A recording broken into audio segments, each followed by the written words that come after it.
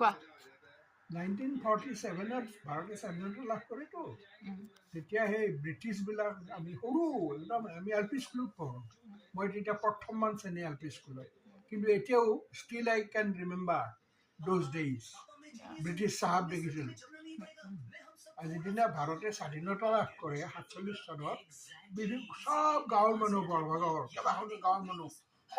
হাজাৰ হাজাৰ মানুহ প্ৰচেছন কৰিছে বগাল চুৰতো আমাৰ গাঁৱৰ মাজেদি যোৱাৰ আছিলে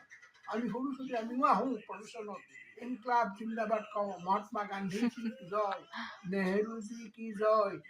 আমাক ডাঙৰবিলাকে খেতি দিয়ে এই তহঁত নাহিবি যা যা আমি আৰু আগবাঢ়ি যাওঁ আকৌ বুজি নাপাওঁ কিন্তু কৈ থাকোঁ চব সেই মনত পৰে সেইবিলাক কথা ভাৰতে স্বাধীনতা লাভ কৰা যিটো প্ৰচেছন যি ফূৰ্তি ভালকৈ মানে মনত পৰে এইবিলাক এতিয়াও ষ্টিল আই কেন ৰিমেম্বাৰ তোমাৰ পেৰেণ্টছে মানে সেই তাতে কৰিব গৈছিল নে প্ৰটেষ্ট বাধা নাই আৰু তেতিয়া ফূৰ্তি চব ভাৰতীয়ৰে ফূৰ্তি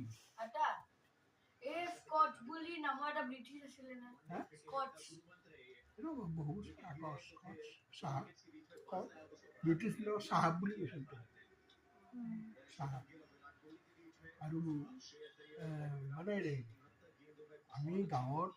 যেতিয়া থাকোঁ আমি যদিও সেইবিলাক কথা আমাৰ মনত পৰে ভালকৈ বুজি নাপাওঁ যি চাগে বাকী চবেই ইনকলাব জিন্দাবাদ ধ্বনি দেই আমিও ইনকলাব জিন্দাবাদ ধ্বনি বোলো মহাত্মা গান্ধী কি যায় আমিও কওঁ মহাত্মা গান্ধী কি যায়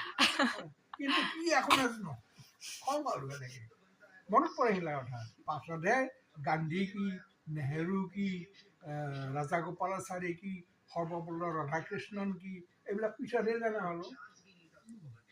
তুমি সেইখিনি সময়ত গান্ধীক দেখা পাইছিলানে নাই দেখা আছামৰ পিনে ইমান হেৰি নাই দেখা কিন্তু আশ্চৰ্য বিনয়ভাৱে আহিছিল আমাৰ তাতে এই সত্ৰ দামোদৰ তাতে আমি আশ্চৰ্য বিনয়ভাৱে আমি চাব গৈছিলোঁ